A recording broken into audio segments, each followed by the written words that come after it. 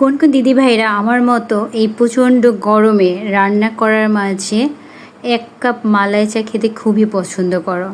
দেখো প্রচণ্ড গরম লাগছে, তা চিন্তা করো আমরা মেয়েরা কত কষ্ট করে রান্না করছি, তাই না?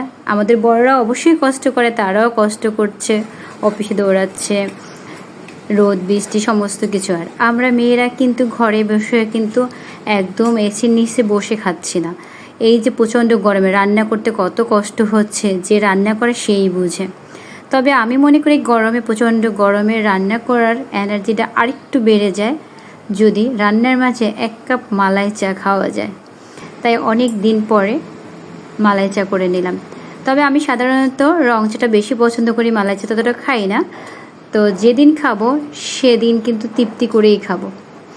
তো রান্নার ফাঁকে ফাঁকে একটু চায়ে চুমুক দিচ্ছি। তা তোমরা কে কে আমার মতো এরকম ভালো লাগে তোমাদের কার কার, অবশ্যই কমেন্ট করে জানাবে। তো সবাইকে রইল গরম বৃষ্টি ভেজা দিনের শুভেচ্ছা।